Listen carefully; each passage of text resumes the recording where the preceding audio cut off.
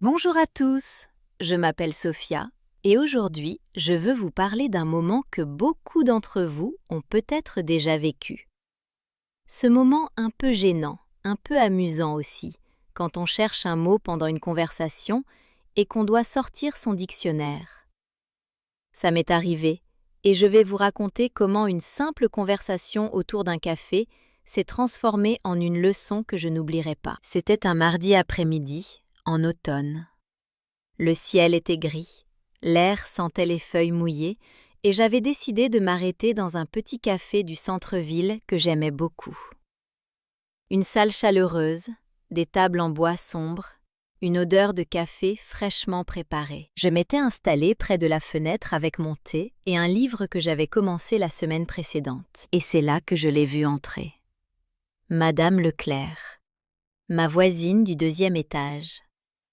Une femme élégante, toujours souriante, avec des lunettes rondes posées sur le bout de son nez. Elle portait un manteau beige, un foulard en soie et tenait à la main un petit panier en osier.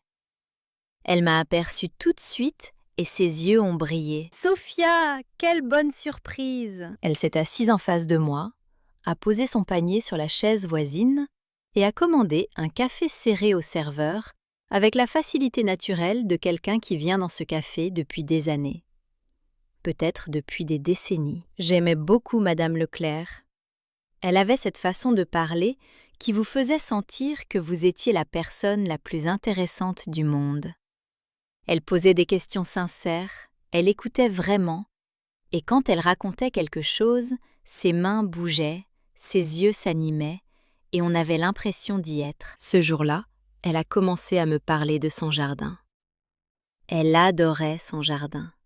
Elle en parlait comme d'un ami proche, avec affection, avec fierté. Ses tomates étaient les meilleures du quartier, disait-elle, et ses herbes aromatiques poussaient si bien cette année que ses voisines lui avaient déjà demandé des boutures. Elle avait du basilic, de la menthe, du romarin, de la lavande. Elle avait aussi un coin du jardin consacré aux plantes médicinales, une chose qu'elle avait héritée de sa grand-mère. « Ma grand-mère connaissait toutes les plantes », m'a-t-elle dit avec un sourire nostalgique. Elle savait ce qui soignait les maux de tête, ce qui aidait à dormir, ce qui calmait une toux. C'était une vraie connaissance, transmise de génération en génération. J'écoutais avec plaisir. Je comprenais la plupart des mots.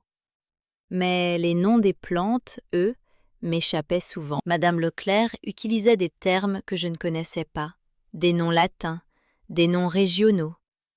Je souriais, je hochais la tête, et j'espérais que le contexte m'aiderait à comprendre. Et puis, elle a dit un mot que je n'avais vraiment jamais entendu. Elle a parlé d'une plante appelée l'achillée millefeuille. Je l'ai regardée.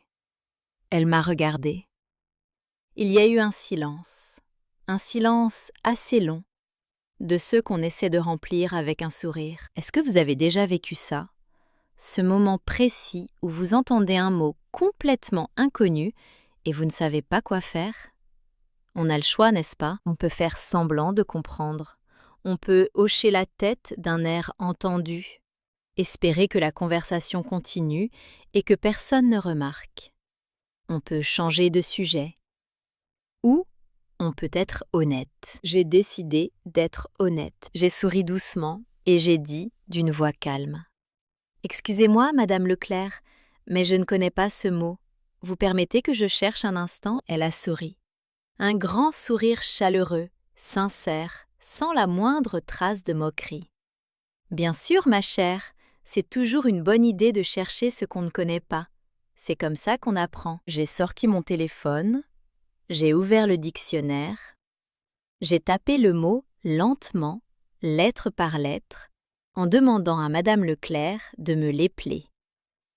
Elle l'a fait, avec patience, avec plaisir même. Et là, j'ai découvert quelque chose de beau. L'achillée millefeuille est une plante médicinale. Une plante aux petites fleurs blanches ou légèrement roses, aux feuilles très finement découpées, d'où son nom de millefeuille, qui signifie littéralement « mille feuilles ». Elle pousse dans les prés, au bord des chemins, parfois dans les jardins. Et depuis des siècles, depuis l'Antiquité même, les gens utilisaient cette plante pour soigner. Elle aide à calmer les douleurs, à réduire les inflammations, à faciliter la digestion. En grec ancien, on disait qu'Achille lui-même l'utilisait pour soigner ses soldats sur le champ de bataille. C'est pour ça qu'elle s'appelle Achillée. J'ai lu tout ça à voix haute, lentement, et Madame Leclerc écoutait avec un sourire. De temps en temps, elle ajoutait quelque chose. Oui, c'est ça. Ma grand-mère en faisait une tisane pour les douleurs de ventre.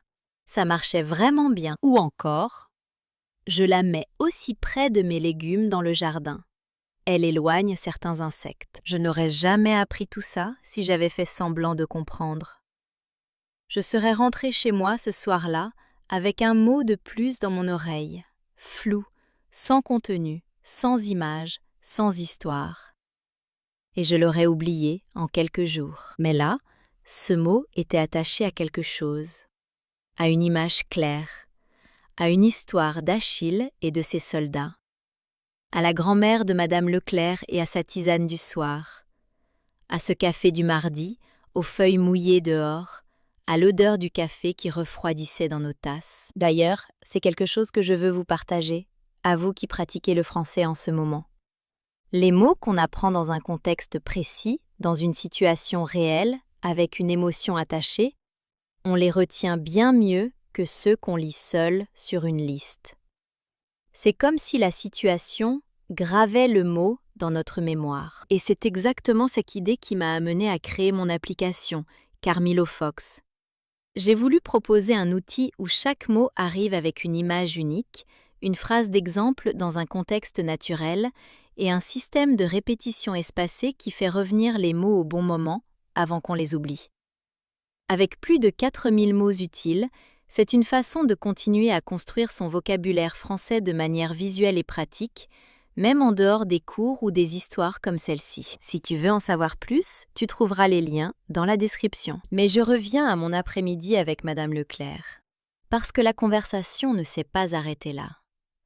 Après l'Achillée millefeuille, elle m'a parlé de la valériane, une plante qui aide à dormir, puis de l'échinacée, bonne pour le système immunitaire, puis de la consoude, qu'on utilise pour les douleurs articulaires. À chaque nom nouveau, je cherchais dans mon dictionnaire, et à chaque fois, Madame Leclerc ajoutait une anecdote, un souvenir, une utilisation concrète. Il y avait quelque chose d'extraordinaire dans cet échange. Une femme d'un certain âge, avec toute une vie d'expérience et de savoir, et moi, en face, avec mon téléphone et ma curiosité. Nous apprenions l'une de l'autre. Elle aimait voir que je cherchais, que je voulais vraiment comprendre.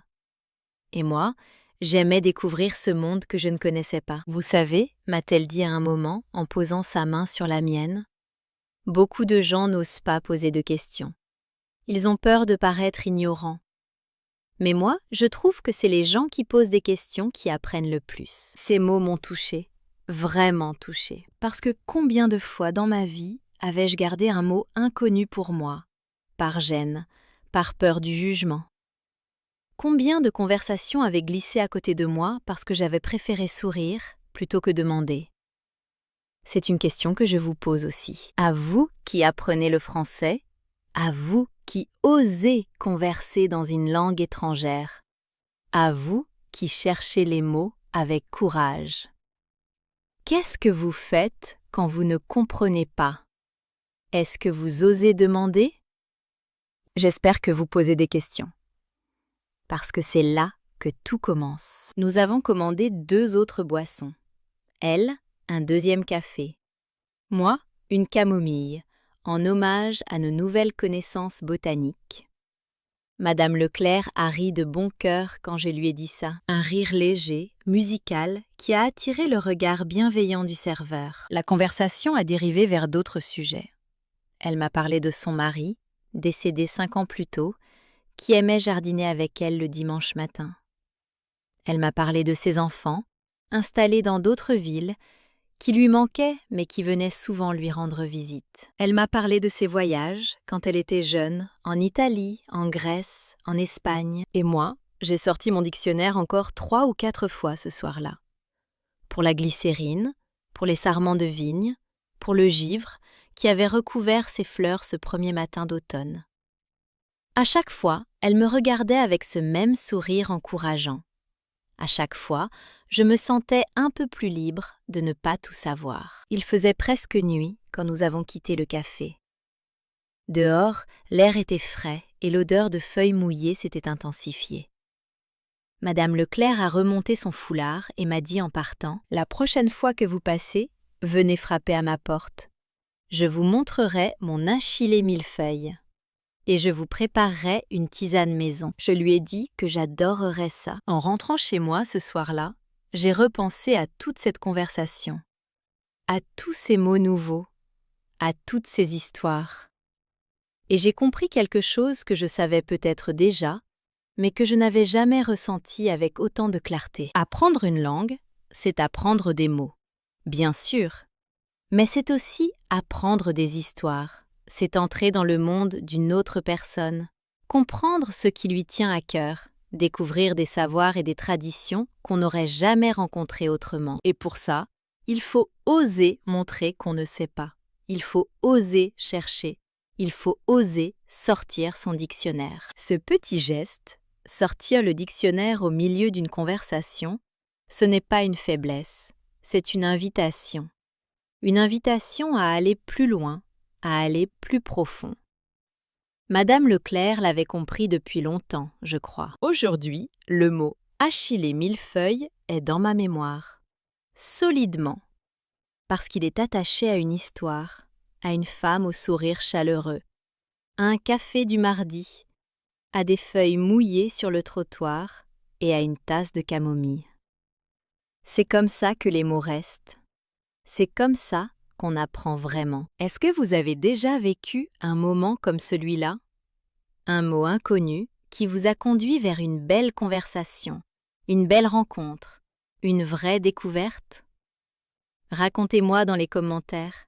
J'adorerais lire vos expériences. Et si vous avez des mots en français que vous voudriez entendre dans une prochaine histoire, notez-les aussi. Je les lirai avec plaisir. Si cette histoire vous a aidé à pratiquer votre écoute en français, si vous avez apprécié ce moment partagé, pensez à vous abonner à Bonjour Cast Français pour ne manquer aucune nouvelle histoire.